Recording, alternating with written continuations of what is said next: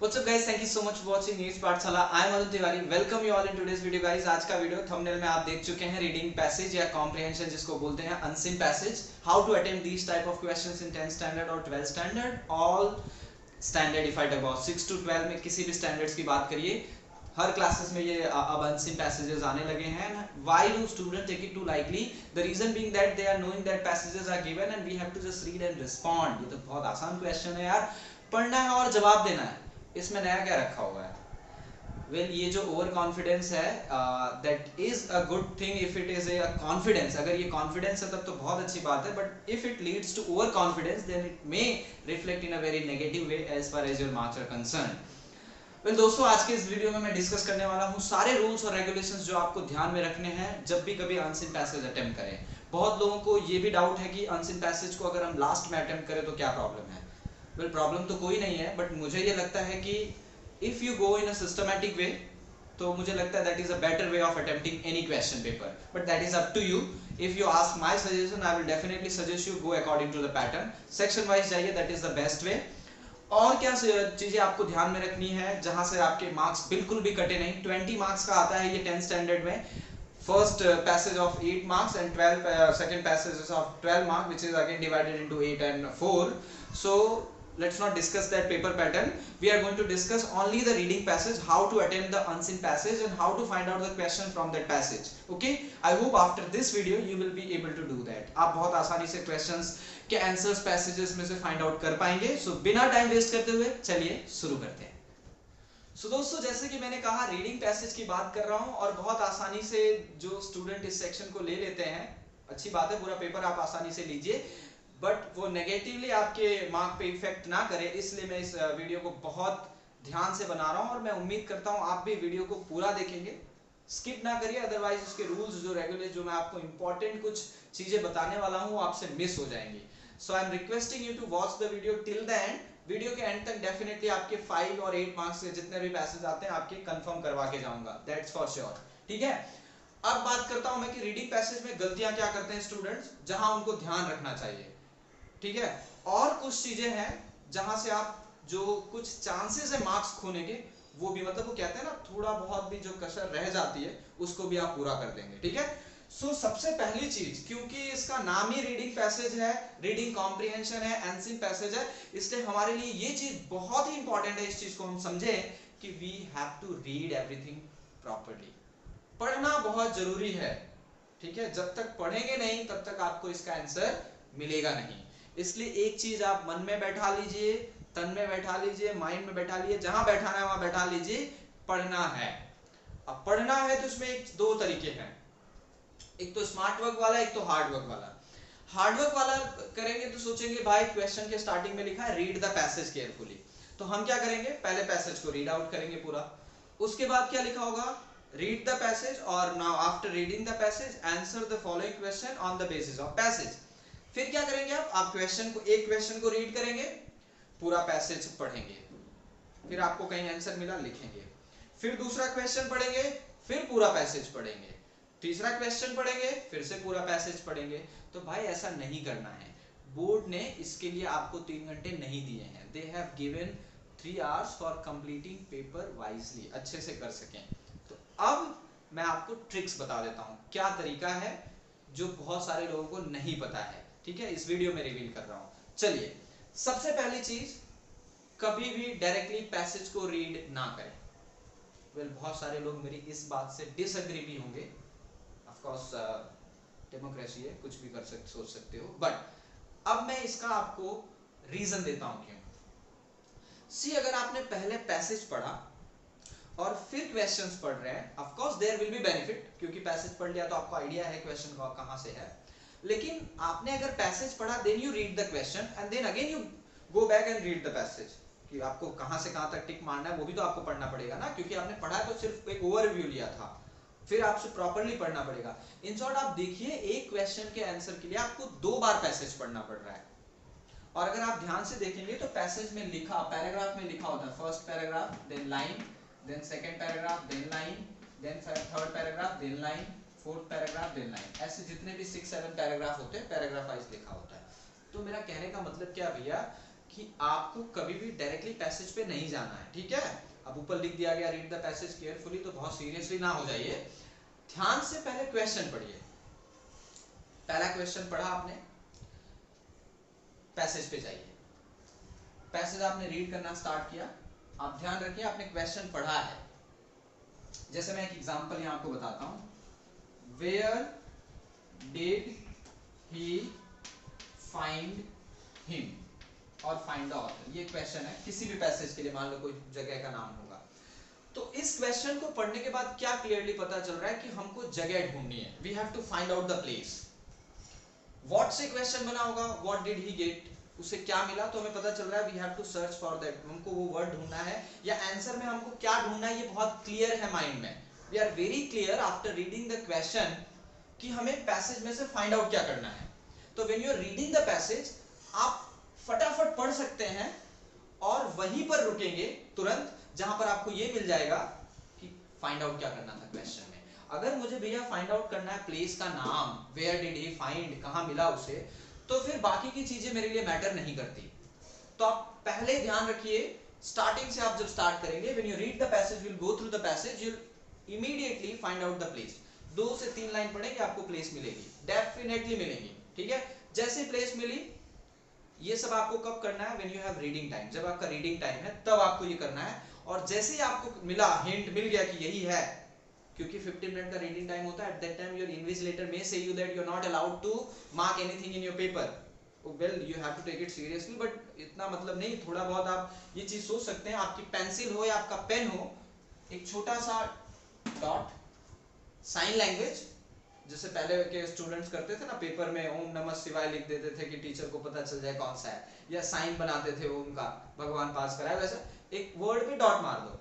Well ये क्या है, ये एक टाइप का, जैसे नाम पढ़ते हैं ना 9, 10, 11, 12 में, specially social science like subject में, जहाँ पे आंसर्स बहुत बड़े होते हैं और पॉइंट वाइज लिखने होते हैं, तो हम पूरा लर्न नहीं करते, हम पॉइंट्स के फर्स्ट वर्ड निकालते हैं और उससे एक नया वर्ड बना देते हैं। और हमें जब पता चलता है, जब उस वर्ड्स को वर्ड लिखते हैं, ये इसका मतलब ये फुल है, पूरा लिखेंगे। दूसरे का एक तरीके का कह सकते हैं एक्रोनिम्स बना देते हैं, हम शॉर्टकट बनाते हैं। यहाँ पर भी वही करना है, you have to just put a full stop कर देना है, एक छोटा सा टिक मार देना है। ध्यान रखिए पूरा अंडरलाइन नहीं करना है, because that is not allowed, वो अलाउड नहीं है। ये थोड़ी स्मार्टनेस दिखानी है, यू हैव लाइक ये वर्ड है तो इस वर्ड पे खाली ऐसे मार दो, या फिर आप ऐसे कर सकते हो। ये क्या दिखाता है आपको कि यही जगह है जहां से पैसेज स्टार्ट होगा। दिस इज वाई, अब आपको पता चला होगा कि मैंने क्यों कहा कि पैसेज को पूरा 2 बार रीड नहीं करना है। पहली बार जब आपने क्वेश्चन पढ़ा और क्वेश्चन से तुरंत आपने पैराग्राफ पढ़ना शुरू किया, जहां आपको इसका आंसर मिला तुरंत वहां पे एक ऐसा लाइन मार दो, फर्स्ट क्वेश्चन आपका डन, आगे कुछ भी पढ़ने की जरूरत नहीं। Coming back to the second question, तब आप क्या करेंगे, कहने का मतलब क्या हुआ कि पहले आप क्वेश्चन पढ़ेंगे, क्वेश्चन पढ़ने के बाद आप फिर पैसेज पढ़ेंगे, पैसेज में आपको जहां वर्ड मिला वहां टिक मार देंगे। ये 3 पॉइंट आपको आई होप क्लियर हो गया होगा। वेल ऐसा मैं करवा इसलिए रहा हूं, या करने के लिए तो मैं इसलिए बोल रहा हूं, उसका सबसे बड़ा रीजन है कि बिकॉज एग्जाम में जो क्वेश्चंस आते हैं, they are asked in a sequence, series में पूछे जाते हैं, ऑर्डर में, ठीक है, असेंडिंग ऑर्डर में, यानी असेंडिंग इन द सेंस पहला क्वेश्चन होगा तो वो पहले पैराग्राफ से होगा, सेकंड पैराग्राफ से होगा, लेकिन फिर सेकंड क्वेश्चन फर्स्ट पैराग्राफ में नहीं जाएगा, ये ध्यान रखिए। इन कहने का फिर से एक बार क्लियर आइडिया बता दूं, क्वेश्चंस जो होते हैं वो ऑर्डर में होते हैं, which makes very clear that if you have found the answer of first question in first paragraph, then second question आपको जहां तक आपने पढ़ लिया उसके ऊपर नहीं पढ़ना है, you have to go next to that passage, passage के आगे बढ़ना है, पीछे नहीं जाना, यहाँ पीछे बढ़ने का कोई रास्ता नहीं है, you have to go forward, आगे जाना है।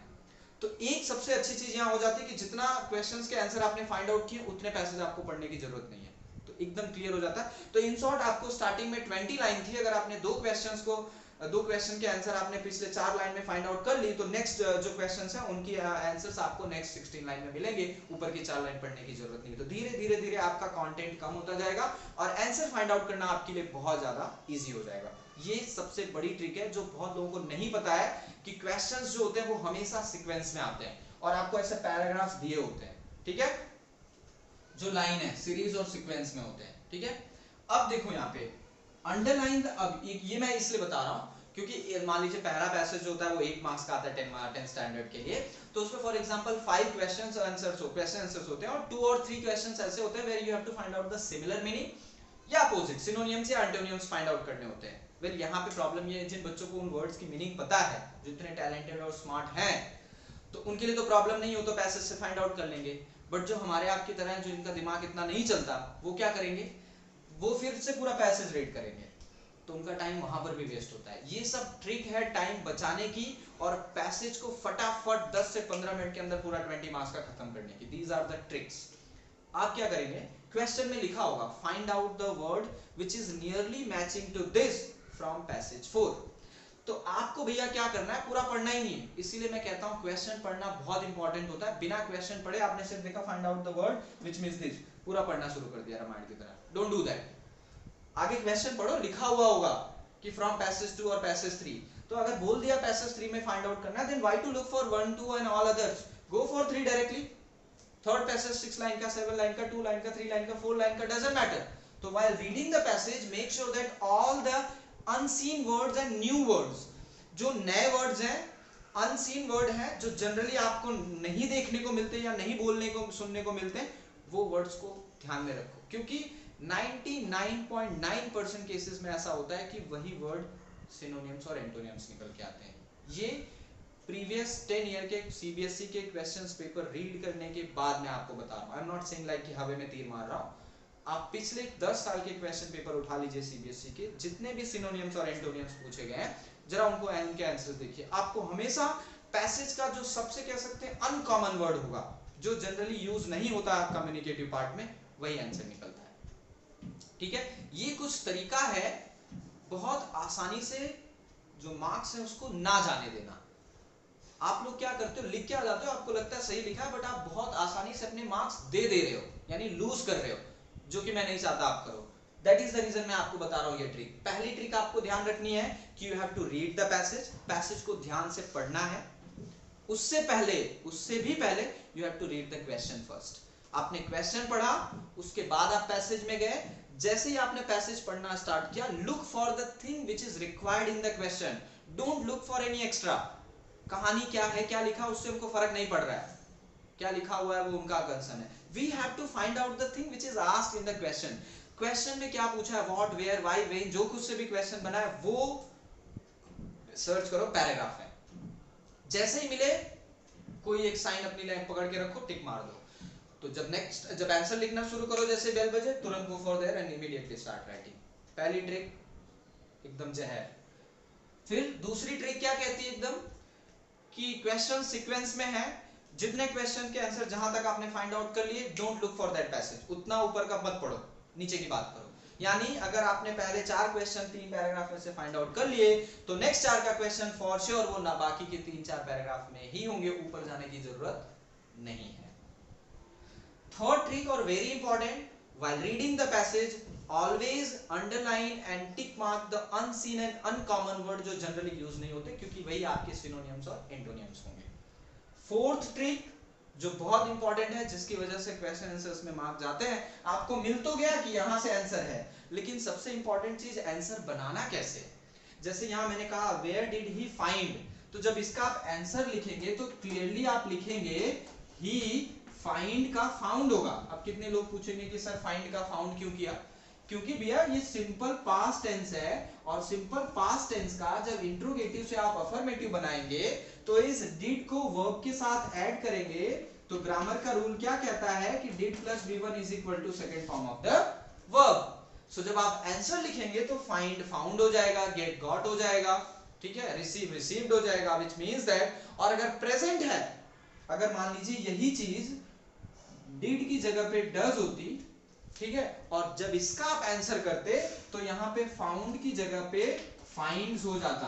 अब बोलेंगे यस और यस क्यों लगाया सर, तो एस और यस इसलिए लगा क्योंकि सिंपल प्रेजेंट टेंस का रूल कहता है if your subject is singular you have to add S और es in verb. Grammar tense यहाँ पर भी याद रखना है, इसके मार्क्स जाते हैं एक्चुअली, आपको पता नहीं रहते। सो ये बहुत इंपॉर्टेंट है कि आप टेंस ध्यान में रखें, ठीक है। उसके बाद एक बहुत इंपॉर्टेंट चीज जो है कि आपको जहां से मिला वहीं से आप पैराग्राफ उठा के छाप मारते हो। जितना आया उतना तो ठीक है लिख दिया, बट जहां नहीं समझ में आता, भैया यहां से स्टार्ट हुआ, यहां से पूरा लाइन 10 लाइन कॉपी मार दो। जो चेक करेगा वो अपना फाइंड आउट कर लेगा, इसमें से कहीं से है तू देख ले, अपना आंसर निकाल ले, बस ऐसा नहीं करना है। इसीलिए आप लिख के आते हो तो बहुत कॉन्फिडेंस में रहते हो, मैं तो पूरा अटेम्प्ट करके आऊं। पूरा अटेम्प्ट करना और सही अटेम्प्ट करना फर्क होता है दोनों में। तो इसलिए आप गलत चीजें अटेम्प्ट करके ना आए, जिसके लिए अभी तो आप बहुत कॉन्फिडेंस में है, लेकिन जैसे ही आपका रिजल्ट आएगा तो दिल टूटेगा, और वो नहीं चाहता मैं क्या चाह रहा हूं कि आपके मार्क्स जाए ही नहीं। स्पेशली अनसिन में तो बिल्कुल, ये तो समझिए कि मतलब बोर्ड वालों ने ऐसे मार्क्स दे दिए हैं, परोस के रख दिए थाली में, आपको सिर्फ हाथ बढ़ा के लेना है। अब हाथ बढ़ा के लेने में भी एक तहजीब अपनानी है कि भाई हाथ कैसे बढ़ाना, झपटना नहीं है, नहीं तो किसी के हाथ में नहीं आएगा, गिर जाएगा, जो कि आप करते हैं पूरा पैसेज जब एक साथ कॉपी करते हैं। You have to go wisely, pick it up, एक एक उठा के रख लो, मतलब एक एक रीड करो आंसर, रीड करो आंसर प्रॉपर्ली, कभी मार्क्स जा ही नहीं सकते, नेवर एवर, कभी भी नहीं, ठीक है। सो ये कुछ इंपॉर्टेंट पॉइंट्स थे जो आपको ध्यान में रखने हैं क्वेश्चंस के आंसर अटेम्प्ट करने के लिए। जब भी आप पैसेजेस पढ़ें तो ये प्रैक्टिस करें। ये वीडियो अभी से डाल रहे हैं इसलिए ताकि आप थ्रू आउट द ईयर जब पैसेजेस इसी थ्रू प्रैक्टिस करेंगे तो बिलीव मी आप 5-10 प्रैक्टिस पेपर्स करेंगे, बोर्ड की एग्जाम में यू वांट किल इट, सीधा किल करेंगे आप, मार डालेंगे सबको, और पूरे के पूरे 20 मार्क्स लेकर आएंगे, ठीक है। सो होप सबको वीडियो पसंद आई होगी। पसंद आई है तो लाइक कर दीजिए, सब्सक्राइब करना आपका फर्ज बनता है, मेहनत कर रहे हैं भैया, और नहीं करेंगे तो हम क्या कर सकते हैं। सो मिलते हैं नेक्स्ट वीडियो में, तब तक के लिए अपना ख्याल रखिए, आसपास साफ सफाई बनाए रखिए, दोस्तों में मित्रता बनाए रखिए, और अगर कुछ कर सकते हैं तो एक चीज जरूर करिए, घर में बने रहिए, बिकॉज इसकी बहुत ज़रूरत है। इस बार की आज़ादी घर में रह के लानी है। 1947 में घर से बाहर निकल के लाए थे, थोड़ा टॉपिक से हटके है, बट इस बार हम घर में रह के लाएंगे। Bye bye, take care, love you.